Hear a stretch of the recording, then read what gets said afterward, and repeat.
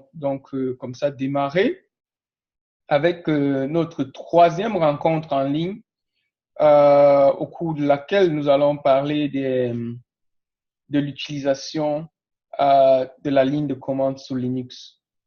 Bon, ça va être juste un genre de sommaire.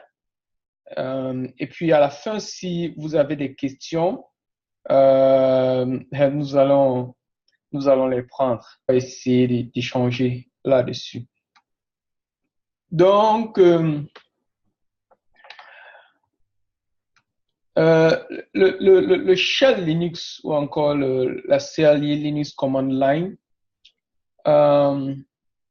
c'est un interpréteur de commandes qui vous permet donc comme ça, en ligne, en mot de texte, de saisir des commandes qui seront à la suite interprétées par le système d'exploitation. Déjà, il faut signaler d'entrée de jeu que le système d'exploitation Linux repose sur un noyau monolithique. Et le noyau, c'est un peu comme le cœur du système d'exploitation et il opère les fonctions de base du système d'exploitation. Et c'est sur ce noyau donc que vont se greffer les autres composants, comme par exemple la ligne de commande, comme par exemple un autre système, un autre logiciel, disons un traitement de texte, ainsi de suite. Donc, c'est cet ensemble-là. Et le shell donc donne donc la possibilité, c'est comme une interface en ligne de commande qui va donc prendre les commandes de l'utilisateur, les passer à travers ce qu'on va appeler des interpréteurs de commandes. Et là, on en a plusieurs. On a par exemple le bash, le sh, le cron shell, ainsi de suite. Et voilà.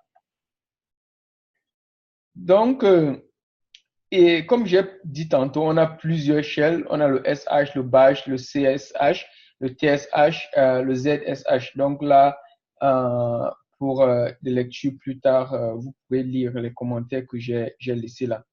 Donc, la ligne de commande, comme ça, là, comme j'ai expliqué tantôt, donne donc une interface à l'utilisateur qui va lui permettre donc d'exécuter un ensemble de commandes. Voilà donc, par exemple, ma ligne de commande.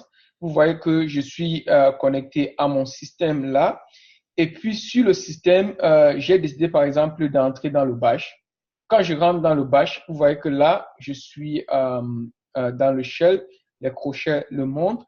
Et puis, je peux quitter le bash en faisant tout simplement exit. Et là, je rentre donc à ma ligne de commande. Donc, comme ça, on peut avoir plusieurs shells ouverts en parallèle. Vous voyez que là, sur mon système, j'ai par exemple ces trois shells. J'ai ce shell en avant-plan qui est connecté sur un Looking Glass. J'ai le second shell qui là où on voit une sortie de commande. J'ai un autre shell. Donc, je peux avoir comme ça plusieurs shells. Et sur mon système Mac, bon, aussi sur des systèmes Linux, vous avez la possibilité même d'avoir les onglets dans le shell pour pouvoir distinguer les sessions de shell que vous êtes en train d'utiliser. Donc, maintenant, lorsqu'on est sous le shell, on est à un moment donné placé dans un répertoire de l'arborescence Linux. Et le slash représente la racine. Donc, si on est dans le slash, on est dans la racine. Le point slash représente le dossier courant, donc le dossier dans lequel on se trouve. Donc maintenant, pour ce qui est du chemin, vous pouvez par exemple voir dans quel répertoire vous vous situez de façon absolue en utilisant la commande pwd. Et donc, lorsque vous êtes en mode shell, lorsque vous êtes en ligne de commande, si vous tapez par exemple la commande alt, cela va arrêter, va interrompre votre système. Donc, si vous tapez la commande reboot, cela redémarre votre système. Et pour ces deux commandes, vous devez être qu'un sudo. Un sudo, ça veut dire que vous avez les droits d'administrateur. Maintenant, pour les commandes usuelles, la commande la plus utilisée, la commande man. Pourquoi est-ce qu'elle est la plus utilisée? Parce que elle est laide quand même. Elle est laide des commandes. Donc, si vous avez une commande que vous désirez utiliser et que vous ne maîtrisez pas la syntaxe, vous pouvez utiliser man. Comme par exemple, là, vous voyez, j'ai fait par exemple man ls. Quand je fais man ls, ça va m'afficher les options d'utilisation de la commande ls. Et donc, je peux naviguer si c'est sur plusieurs pages. Et quand j'ai fini de naviguer, si j'ai trouvé ce dont je recherchais, je peux tout simplement appuyer sur Q pour quitter. Et je peux faire même la recherche d'une chaîne de caractères dans la sortie de la commande man en faisant le slash et la chaîne de caractères que je suis en train de chercher. La commande pwd me permet d'afficher le répertoire de façon absolue dans lequel je me retrouve à un moment bien précis. Et la commande change directory permet donc comme ça là de changer de répertoire. Si on est dans un répertoire et qu'on va aller dans un autre répertoire, on va utiliser la commande cd change directory pour aller dans cet autre répertoire là. Donc si je fais cd tout simplement et que je valide, là il retourne dans le répertoire home. Notez que sous Linux, chaque utilisateur a son répertoire home. Et lorsqu'il est créé, lorsqu'on crée un utilisateur, par défaut, ce répertoire est créé. Dans certaines distributions, ça va être seulement /home, le nom de l'utilisateur. Mais lorsque vous êtes en train de créer votre utilisateur, vous avez la possibilité de spécifier un autre répertoire que le répertoire par défaut que le système va créer. Et donc, si je fais par exemple cd /papers, il va dans le répertoire papers qui se trouve dans mon répertoire home. Donc, le répertoire, le tilde représente le répertoire home. Et si je fais cd tilde thread, il va me renvoyer directement dans le répertoire home thread également. Si je fais cd dir ici étant le nom du répertoire, ça me renvoie de façon relative dans un répertoire. Quand il dit de façon relative, ça veut dire que je n'ai pas besoin de rentrer tout le chemin absolu. Le chemin absolu pouvant être /home, user, répertoire 1, répertoire 2, ainsi de suite. Je n'ai pas besoin de spécifier tout ce répertoire-là. Si par exemple, j'ai un sous-répertoire, répertoire 1 qui se trouve dans répertoire et que je suis dans répertoire, je n'ai pas besoin de spécifier tout le chemin pour aller dans répertoire 1. Je vais faire tout simplement cd répertoire 1. Et je peux naviguer de façon absolue en faisant par exemple cd répertoire 1, répertoire 2, répertoire 3, jusqu'à ce que j'arrive dans le répertoire, le sous-répertoire dans lequel je voudrais me retrouver. Si je fais cd-, cela me retourne dans le répertoire précédent où j'étais. Pour copier les fichiers ou les répertoires, la commande cp ou encore copy permet donc de copier. Si je fais par exemple cp fichier 1, fichier 2, si fichier 2 n'existe pas, il va créer fichier 2 qui est une copie exacte de fichier 1.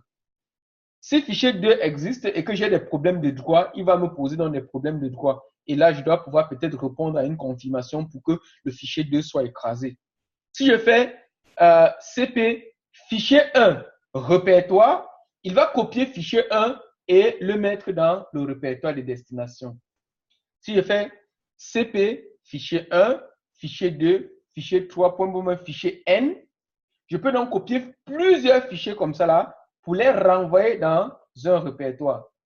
Je peux aussi copier tout un répertoire avec son contenu de façon récursive en faisant cp-r, le nom du répertoire, et puis je précise la destination. Là, il va copier et le répertoire et tous les fichiers qui sont contenus et tous les sous-répertoires qui y sont contenus. D'autres commandes comme ça prises à la volée. La commande date permet de retourner la date. Là, par exemple, sur mon système, j'ai tapé date tout à l'heure et puis il m'a retourné qu'il était mercredi 19 septembre.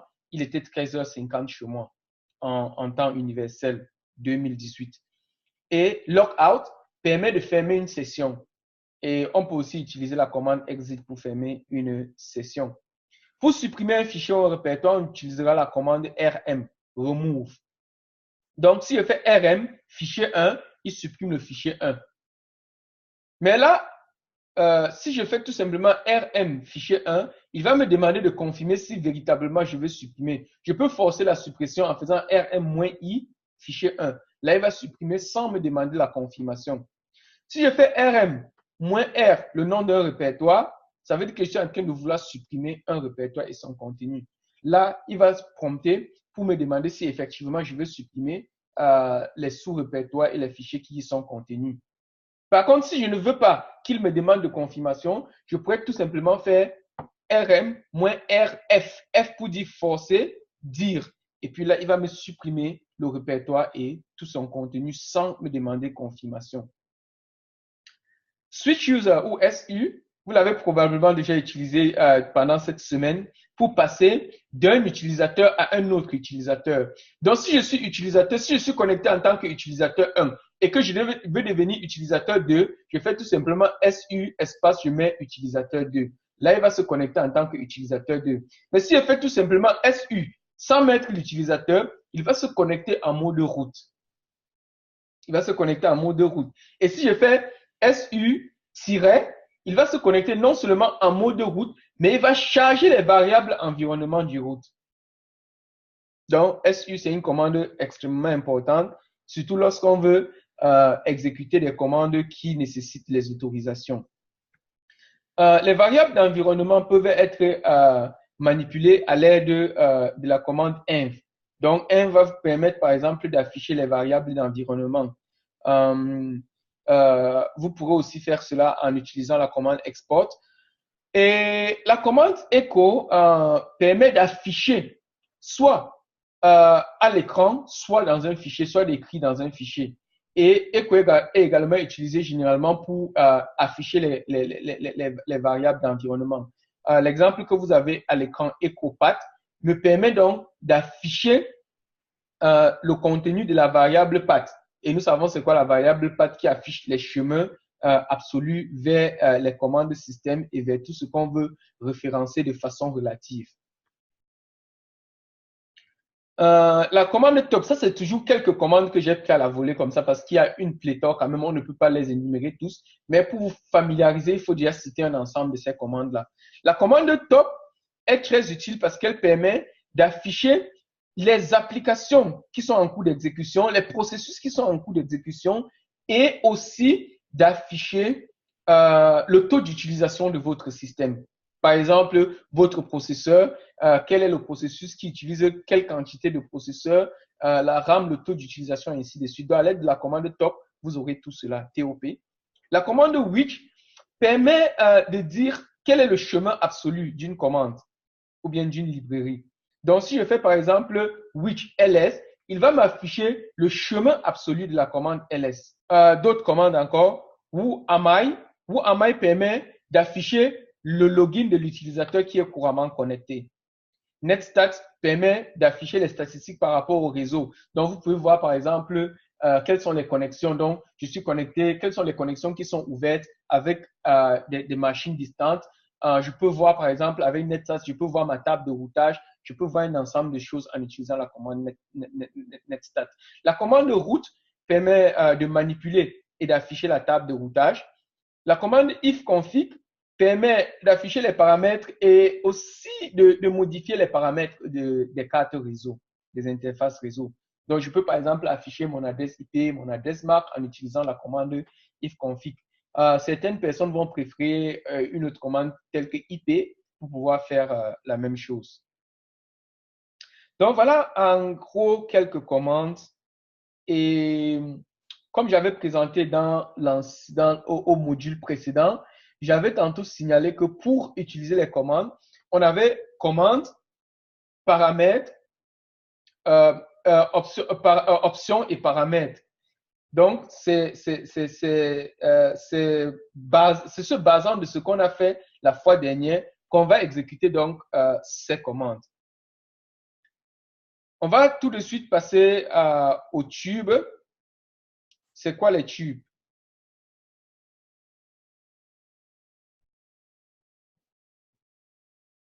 Oui, je pourrais partager les diapos avec vous, tout comme je partage déjà les enregistrements avec vous. Donc, si vous avez déjà les enregistrements, c'est suffisant, quoi. Je pourrais partager la diapo avec vous à la fin de l'entretien. Donc, je vais arrêter de partager mon écran et on va exécuter une ou deux commandes pour que vous voyez comment ça marche. Donc, je partage maintenant. Où est-ce que je suis connecté? Est-ce que je suis connecté?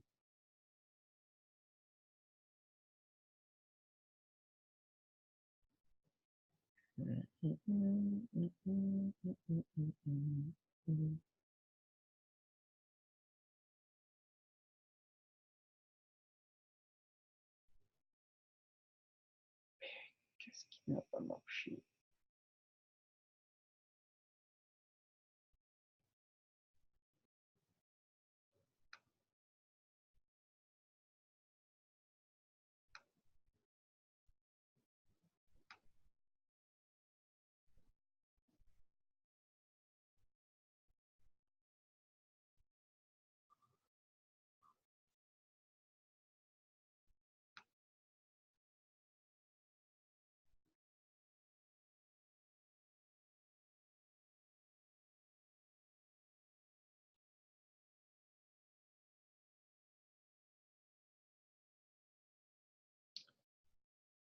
Ah, les amis, une minute, s'il vous plaît.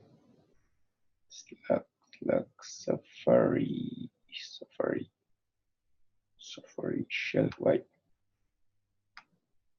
Voilà. Est-ce que vous avez mon écran? Vous avez mon écran qui est connecté au Shell, n'est-ce pas? Donc, est-ce que vous pouvez répondre? Est-ce que tout le monde voit mon écran? Ah, ok, cool. Donc, là, vous avez un ensemble de choses à l'écran que je vais effacer. Donc, là, par exemple, première commande que vous avez vue. Donc, si je fais, par exemple, exit là, vous voyez que lorsque vous vous connectez, vous êtes en mode utilisateur simple. Et vous voyez cela avec à l'aide du pourcentage qui est là.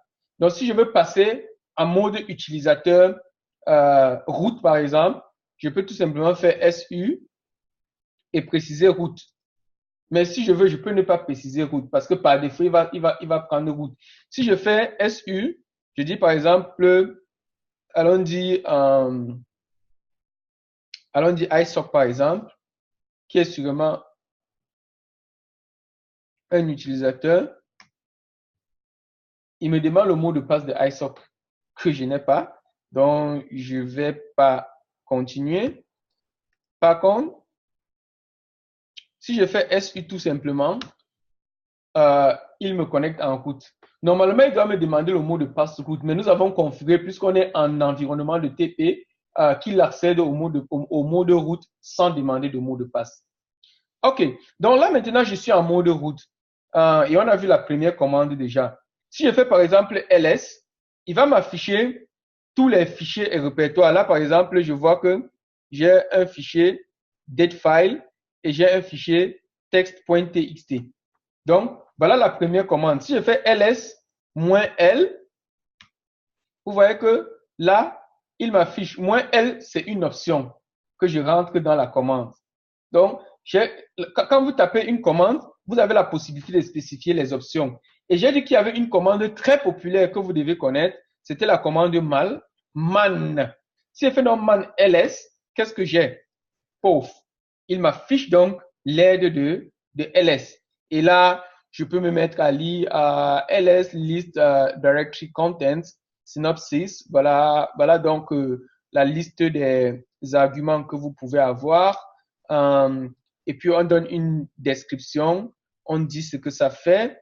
Et puis maintenant, ici, là, on essaye de vous détailler quelles sont les options. On dit par exemple que le tiret grand A permet d'inclure include directory entries whose name begin with a dot. Donc, si vous avez des répertoires dont le nom commence par point, il va donc pouvoir les afficher. Par défaut, il ne va pas les afficher parce que généralement, ce sont des répertoires cachés. Tiret B, force printing of non-printable characters. Donc, s'il y a des caractères qui ne sont pas affichables, avec tiret B, vous pourrez afficher ces caractères-là. Donc, si on continue, pour continuer, donc, si je tape la barre d'espacement, il passe à la deuxième page du manuel. Je peux aussi utiliser les flèches de direction de bas et de haut pour naviguer dans le output. Donc là, je peux continuer. Je continue. Je peux continuer ici jusqu'à la fin. Par contre, si j'ai trouvé ce que je recherchais, je peux saisir tout simplement Q pour quitter. Je peux aussi faire de la recherche en faisant du slash. Si je fais par exemple le slash file, il va rechercher toutes les occurrences de file dans la sortie de cette commande. Et donc, voilà, il me dit qu'il a trouvé des occurrences de file. Donc, une fois qu'on a fini, on tape la commande Q et on quitte. J'ai parlé d'une autre commande. Who am I? Qui suis-je? Il me dit que je suis route. Je suis connecté en route. Je vous ai parlé de PWD. Et là, il m'affiche le chemin du répertoire dans lequel je me retrouve. Je vous ai dit qu'il était possible de créer des répertoires. Je peux par exemple faire un mkdir make directory, un rep1. Là, je viens de créer le répertoire 1. Si je fais ls, je vais voir rep1. Je peux encore faire mkdir rep2, mkdir rep3, mkdir rep4. Si je reviens faire ls, vous voyez que j'ai maintenant plusieurs résultats. ls-l m'affiche tous les composants de mon système. Si je veux, par exemple, là, j'ai créé en chemin relatif. Ça veut dire que je n'ai pas donné tout le chemin. J'aurais pu faire ceci. Donc, je prends tout le chemin que voilà. Si je fais mkdir et je fais là, si je fais ls, vous allez voir qu'il vient de créer rep7 ici. Là, j'ai entré le chemin absolu. Je peux me décider, par exemple, de créer encore mkdir, un répertoire. Disons que dans rep2, je veux créer un répertoire rep21. Et là, si je fais ls, rep2, vous allez voir que dans rep2, j'ai le répertoire rep21. Je peux aussi faire quelque chose d'intéressant. Disons que dans le répertoire rep2, je veux créer un sous-répertoire. Donc, je vais créer dans rep22 le répertoire rep221. Si je saisis ceci, j'aurai une erreur. Une erreur, pourquoi? Parce que je n'ai pas créé le répertoire rep22. Mais je peux forcer ceci. Je peux forcer la création de ce répertoire-là en utilisant l'option "-p". Et là, vous voyez que je n'ai plus d'erreur. Donc, il a créé. Si je fais par exemple maintenant ls, rep2, vous voyez que dans rep2, maintenant, j'aurai rep21 et rep22. Si je fais rep22, vous verrez que dans rep22, j'ai rep221. Et c'est cette arborescence que j'ai créée là. Si je fais par exemple cd, point, j'avais déjà expliqué que cd permettait de changer de répertoire. Donc, je vais quitter du répertoire où je suis pour aller dans un autre répertoire. Allons d'abord dans rep1. Là, maintenant, je suis dans rep1. Si je fais pwd, vous allez voir que désormais, je suis dans rep1. Étant dans rep1, je peux faire, si je fais cd, point, et que je valide, il rentre d'un pas en arrière. Et si je fais encore pwd, vous voyez que ici, maintenant, je suis dans AFNOC. Donc, je suis sorti du répertoire où j'étais pour remonter d'un pas dans le répertoire parent. J'ai parlé de la commande date.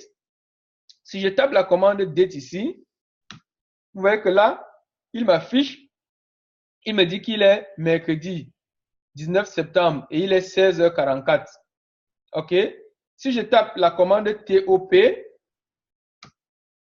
là, il me montre l'état d'utilisation de mon système. Donc, quand vous voyez que votre machine est en train de ramer et que vous ne savez pas quel est le processus qui est en train de consommer, qui est gourmand en ressources, vous pouvez taper la commande TOP.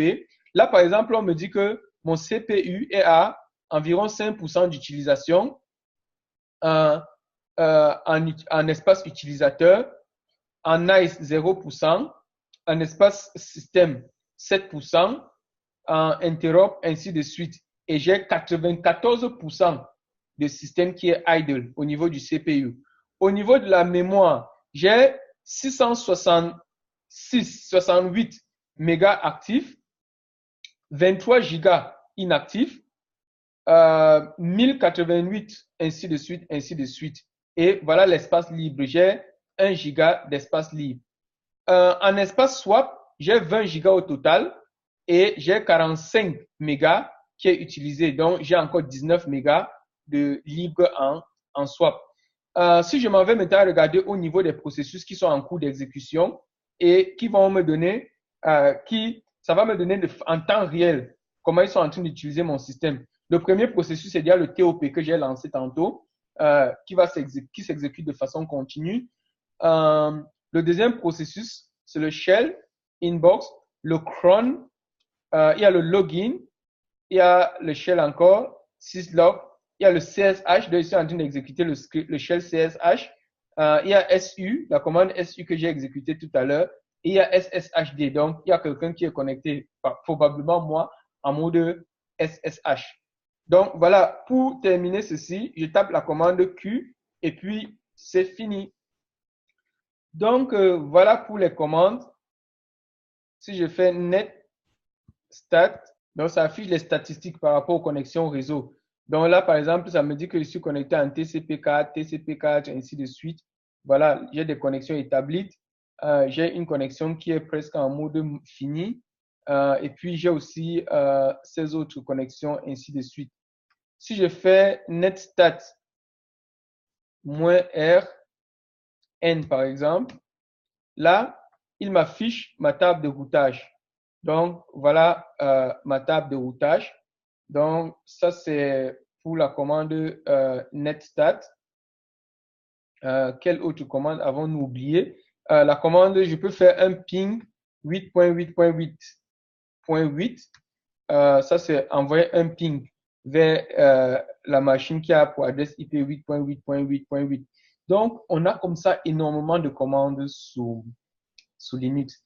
Et j'ai aussi envie de parler de deux commandes hyper intéressantes. Trois, autant pour moi. La commande 4, la commande 4, la commande inf, la commande less et la commande more. Donc, ceci dit, ce que je vais faire, la sortie de la commande netstat que j'ai eu tout à l'heure, je vais envoyer ça dans un fichier que je vais appeler exo.txt. Donc là, il me retourne cela. Si je fais par exemple, si je fais 4 exo.txt, il m'affiche le contenu du fichier 4. J'ai envie de gonfler ce fichier exo.txt. Donc, je vais ajouter encore à la fin. J'en ajoute et une fois encore. Donc, si je fais maintenant, si je fais 4 exo.txt, regardez, il m'affiche tout le contenu de exo.txt à l'écran. Vous voyez que c'est pas facile de gérer, je dois remonter pour lire. C'est vraiment pas facile ça. Donc, si je veux me faciliter la tâche, je peux utiliser la commande more exo.txt. Là, il va m'afficher page par page. Vous voyez que là, il vient de m'afficher une page. Si je veux passer à la page suivante, j'utilise la barre d'espace. Il va passer à la page suivante. Je peux aussi utiliser les flèches de direction pour aller une ligne à la fois. Donc là, si je veux aller une ligne à la fois, j'utilise les flèches de direction pour monter dans mon fichier. Voilà, c'est cool, n'est-ce pas? Et quand j'ai fini de voir ce que j'avais à voir, je peux taper quit pour quitter. Une autre alternative de more qui est un peu plus intéressant, c'est less. Donc, avec less, je peux aussi faire la même chose. Donc, je peux afficher page par page. Et là, je peux aussi utiliser les barres d'espace pour passer à la page suivante. Je peux même faire une recherche. Disons que je vais faire une recherche sur TCP4. Là, vous voyez, il me retrouve toutes les occurrences de TCP4. Cool, n'est-ce pas? Et j'ai parlé de quoi d'autre? Je crois que c'est tout, n'est-ce pas? Donc, je vais quitter. Et voilà. Donc, on ne peut pas tout de même présenter toutes les commandes Linux en même temps. Donc, voilà. Bon, je vais passer au tube. Et voilà. Donc, la redirection. Parfois, on a envie de faire des traitements vraiment spéciaux. Et là, on a besoin, par exemple, de prendre la sortie d'une commande, de traiter à l'aide d'une autre commande, de passer dans une troisième commande et d'afficher une sortie magique. Quel est tout ce baratin que je viens de raconter? Donc, vous voyez la syntaxe. Je peux faire, par exemple, commande 1. La sortie de la commande 1, au lieu de s'afficher à l'écran comme tout à l'heure on a vu, je fais un pipe tube. Je balance à la commande 2. La commande 2 fait un traitement et peut-être l'affiche à l'écran ou bien je vais encore la passer à une troisième commande et ainsi de suite. C'est ça la redirection. Maintenant, ils se disent, à quoi ça sert tout ce baratin? Regardez des exemples. Regardez par exemple, je peux vouloir lister tous les fichiers comme on faisait tout à l'heure là, mais puisque j'ai tellement de fichiers, je ne veux pas les voir défiler à l'écran. Donc, je renvoie la sortie à mort. Et je dis, au lieu d'afficher directement, passe cela à mort. Et mort va me traiter cela de page en page. Je peux aussi utiliser une combinaison de sort et unique pour afficher le contenu d'un fichier. Imaginez-vous que j'ai un fichier d'utilisateur et qu'il y a beaucoup d'utilisateurs à l'intérieur. Il y a certains utilisateurs qui sont dupliqués. Et que je veux afficher non seulement dans l'ordre alphabétique, mais aussi afficher de façon unique. Je peux donc faire cette combinaison. Je fais d'abord un sort, il m'affiche dans l'ordre alphabétique et je fais unique pour qu'il m'affiche les entrées uniques. Je peux dire par exemple que j'ai un fichier comme celui qu'on a vu tout à l'heure. Je voudrais afficher de la ligne 14 à la ligne 17. Comment je fais? Je ne sais pas comment faire. Je peux combiner la commande hit et la commande tail. On va voir ça tout à l'heure. Et on vient donc aux permissions sur les fichiers. Les permissions sur les fichiers, sur tous les systèmes d'exploitation, on a toujours les permissions sur les fichiers. On a les droits en écriture, les droits en lecture et les droits en exécution. Sous Linux, ces trois droits sont représentés par R pour dire lecture, par W pour dire écriture, write, read, R, write, W, et execute, execute, X. Et sur un fichier donc, un fichier a toujours un propriétaire. C'est généralement celui qui l'a créé. Mais lorsque vous l'avez créé, vous pouvez l'attribuer à quelqu'un d'autre. Et lorsque ce fichier est donc sur le système, on a donc la possibilité, comme ça, d'avoir des droits pour le propriétaire, les droits pour les membres du groupe du propriétaire et les droits pour les autres utilisateurs du système. Donc, ça va être généralement découpé en 4 sections, la notion de droit. On a une première section qui indique le type de ressources. Soit c'est un répertoire, soit c'est un fichier. Si c'est un répertoire, ça va être un D. Si c'est un fichier, ça va être un tiret.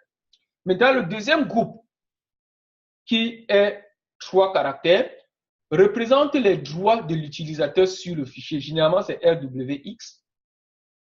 Je viens de raconter une bêtise. On va confirmer ça tout à l'heure. Le deuxième groupe, c'est généralement pour le groupe. Et la troisième section, c'est pour les autres utilisateurs. Et donc, pour modifier les droits d'un fichier, vous pouvez utiliser la commande chmod. La commande chmod.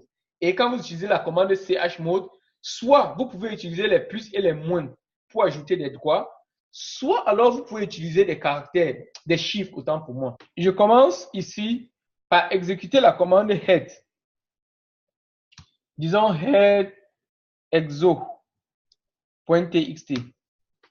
Il m'affiche les premières lignes. D'accord, les 10 premières lignes de mon fichier. Si je fais tail exo, il m'affiche les 10 dernières lignes de mon fichier. Par défaut, quand je fais tail, il m'envoie les 10 dernières lignes. Mais je peux préciser le nombre de lignes que je voudrais afficher. Par exemple, là, je vais afficher les 5 dernières lignes. Il m'affiche les 5 dernières lignes. Donc, imaginez-vous que je suis dans une situation où je voudrais afficher, disons, de la ligne 14 à la ligne 18. Qu'est-ce que je vais faire? Je commence d'abord par faire le hit des 18 premières lignes. Donc, voilà les 18 premières lignes.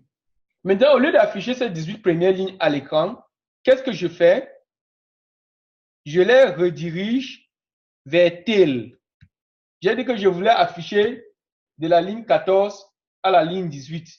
La ligne 14 à la ligne 18, ça fait 14, 15, 16, 17, 18. Ça fait les 5 dernières lignes. Donc, si je fais tail moins 5, là, j'aurai tout simplement ces lignes-là. Est-ce que c'est bon? Pour ceux qui doutent, je peux faire ceci.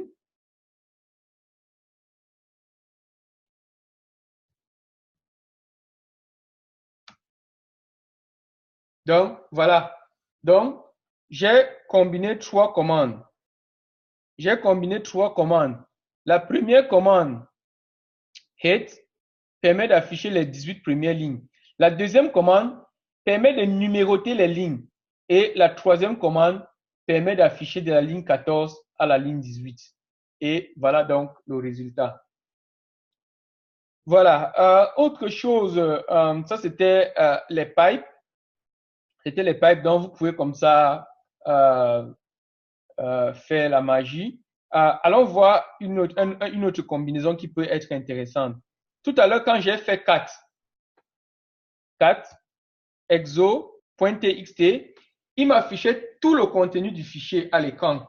Je peux décider qu'après avoir affiché, il envoie ça à la commande NL. Et puis NL va permettre de numéroter. Donc voilà. Qu'est-ce qu'on a à l'écran? Les lignes sont numérotées désormais. Et voilà, j'ai 134 lignes dans mon fichier. Et je peux même aller plus loin en disant que quand tu as fini de numéroter, au lieu de m'afficher tous les fichiers, comme ça, tel que tu es en train de le faire, passe la sortie à la commande less. Et voilà. Less, il affiche la première page qui va de la ligne 1 à la ligne 36. La deuxième page qui va de la ligne 37 à la ligne 72. La troisième page qui va de la ligne 73 à la ligne 107. Et enfin, j'imagine, la dernière page, et monsieur, exécutez-vous. Oh, c'était la dernière page. Non, voilà. La dernière page qui va jusqu'à la ligne 134. Donc, voilà comme ça. Voilà comme ça quelque chose d'intéressant. Maintenant, on passe au droit. Aïe, aïe, aïe. On passe au droit. Tout à l'heure, j'ai dit que les droits sur les fichiers étaient découpés en 4 sections. La première section, c'est soit le tiret ou le D. Quand vous voyez tiret devant une ressource, ça veut dire que c'est un fichier. Quand vous voyez D pour directory, ça veut dire que c'est un répertoire. Donc voilà, dans notre répertoire ici, on a 2 fichiers, on a 3 fichiers et on a 1, 2, 3, 4, 5 répertoires. Et prenons par exemple ce fichier-ci pour illustrer la notion de droit. Dans ce fichier, nous avons RW-. Les 3 premiers caractères déterminent les droits sur ce fichier pour le propriétaire du fichier. Et qui est le propriétaire de ce fichier? voici le propriétaire ici, là. Il appartient à AFNOC.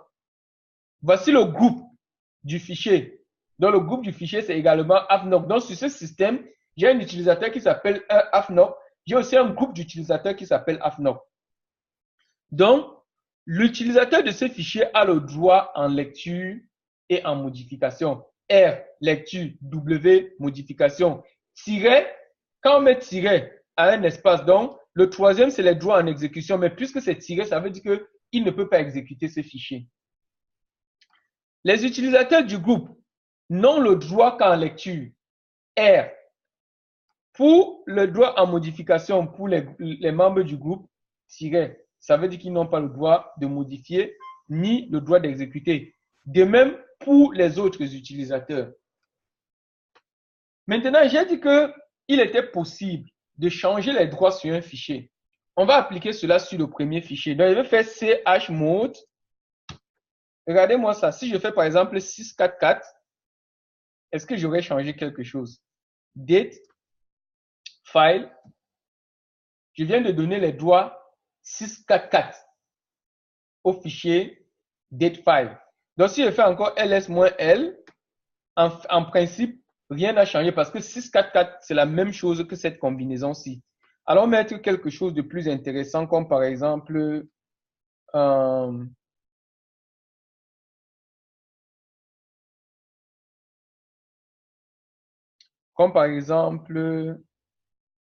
quelqu'un ose écrire sur mon écran. Allons mettre 6, 5, 5. Et on voit ce que ça donne.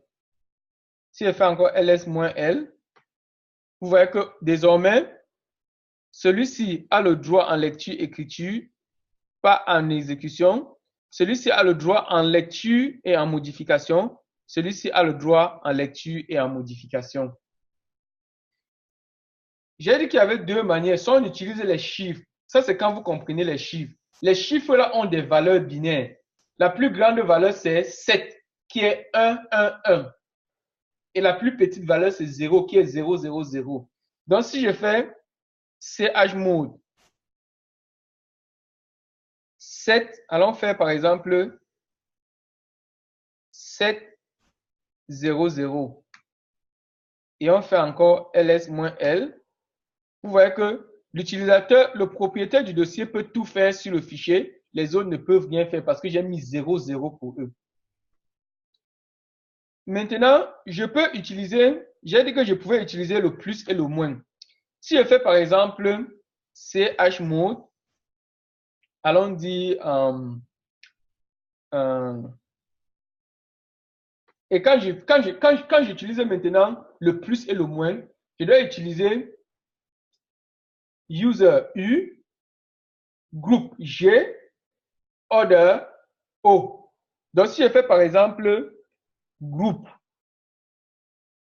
je fais plus W. Ça veut dire que je dis sur ce fichier, ajouter les droits en écriture au groupe. Si je fais encore ls-l, regardons l'effet que ça fait. Aux utilisateurs du groupe, ça a ajouté W. Je peux aussi faire la même chose, mais cette fois-ci, je dis plutôt aux autres, donnez-leur le droit. Allons dire plutôt maintenant en exécution. Si je viens faire ça, vous voyez que maintenant les autres ont le droit en exécution. Je peux également retirer. Allons retirer par exemple le droit en exécution au propriétaire du fichier. Donc si je fais par exemple user moins, je lui enlève le droit en exécution. Si je fais ls, vous voyez que il n'a plus le droit en exécution, il ne peut que lire et modifier. Je vais m'arrêter sur ce et on va prendre quelques questions, disons maximum 10 minutes de questions et on va se séparer. J'espère que vous avez retenu quelque chose. À vos claviers, bon, quelqu'un dit, pouvez-vous expliquer les colonnes de la table de routage? Donc, je vais afficher une table de routage ici et puis on va essayer d'expliquer. Donc, si je fais Donc, voilà ma table de routage. Donc, pour ma table de routage, j'ai la destination du réseau. C'est-à-dire, j'ai la destination. Donc, si vous voulez aller à telle destination, voici les destinations. Les destinations, c'est 127.0.0.134 et 192.168.0.134. On donne le gateway. Le gateway peut être une interface réseau ou encore une adresse de prochain saut. Pour notre cas, c'est le lien numéro 3 qui est un lien virtuel parce que nous sommes en environnement virtuel là. Les flags UH et UHS sont les flags, les types de routes en fait. Et puis maintenant, voilà l'interface de sortie. Ici là, on a l'expiration de la route en question. Donc, toutes mes deux routes de sortie, on a LO0, l'interface loopback 0 et l'interface loopback 1. Donc, si je fais par exemple if config, ici, vous allez voir que j'ai une interface loopback 0, d'accord? Et j'ai une interface loopback 1. Booba, ta VM tarde à charger. Est-ce que Booba a déjà ouvert cette VM une fois? Patrick, il faut noter, il faut changer la manière dont l'exercice du module 2 est fonctionné parce que les gens, tout le temps, posent cette question. Ils disent que pour le module 2, il est dit qu'une rencontre avec le mentor doit être organisée. Les rencontres sont les rencontres en semaine, les rencontres que nous faisons chaque semaine là. Donc, quand on vous a dit, et cela a été clairement dit que lorsque vous allez finir ce module-là, pendant la rencontre avec le formateur, avec les modérateurs, on va vous expliquer comment accéder à vos machines virtuelles. Or, on vous a déjà expliqué cela. On vous a envoyé les machines virtuelles. J'imagine que vous tous ici, vous avez reçu vos machines virtuelles. Donc, vous n'avez pas besoin de rencontre avec le formateur, une rencontre spécifique. Ce sont les rencontres. Nous sommes comme ça à notre troisième rencontre déjà. Ok, c'est ça. J'avais écrit un mail à Michel Ramanou, soit disant que pour le devoir numéro, c'est le devoir de CH Mode. C'est le devoir de CH Mode. Travailler avec les CH Mode, c'est ça. Je disais que quand moi j'ai fait mes exercices, ça vient déjà avec les droits lecture-écriture. Donc, si j'essaie d'ajouter les droits en exécution, il y aura les 3 droits qui sont sur ça. Donc, je vais savoir comment est-ce que je peux enlever ces droits par défaut qui viennent avant d'ajouter les droits d'exécution uniquement. Je ne sais pas si je me fais comprendre. Pourquoi est-ce que vous voulez enlever les droits? Pourquoi vous n'ajoutez pas directement? Non, puisque dans l'exercice qu'on nous a donné là, on dit bien qu'il faut que ça soit, je vois, 3 tirés en avant, X, 2 tirés X. On dit que c'est comme ça que ça doit sortir. Voilà. C'est comme ça qui est dans le... Vous voyez, non, ce que je veux dire? Voilà. Et vous ne connaissez pas la combinaison qu'il faut faire pour faire cela? Non, je sais, il faut faire G- ou bien I- ou bien O- pour enlever les autres 3 par défaut. Comme par défaut, ça vient déjà avec WR. Donc, je vous ai expliqué qu'il y a 2 façons d'attribuer les droits. Soit vous attribuez les droits en le plus et le moins, soit vous calculez la combinaison de chiffres qu'il faut pour votre résultat. Vous avez dit que vous voulez quoi? Vous voulez quel droit? Vous voulez quel type de droit? Non, parce que dans l'exercice qu'on nous a donné, on nous a dit créer un fichier avec droit d'exécution uniquement. Voilà. Avec droit d'exécution uniquement pour qui? Uniquement. Pour qui? Pour l'utilisateur, les groupes et les autres utilisateurs. Pour tout le monde. Ça veut dire que ce que vous devez faire, ce que vous devez faire, c'est tout simplement faire chmod. Vous allez faire pour la combinaison 0, 0, 1 en binaire donne quoi? Ça donne quoi en décimal? La combinaison 0, 0, 1 en 0. binaire, ça donne quoi en décimal? 0, 0, 1, 1 binaire. Là, il faut que je calcule. Bon, moi, ça va donner combien? En décimal, qu'est-ce que ça donne? 0, 0, 1. 0, 0, 1. Oui, en décimal. Ça donne 1. Ça donne 1. Donc, si vous faites CH ça donne 1 normalement, ouais. Si vous faites CH mode 1, 1, 1. Si vous faites CH mode 1, 1, 1 sur votre fichier, vous avez résolu ce problème. Ok. Est-ce que Oui, c'est là, je bon? comprends, je vois, je comprends.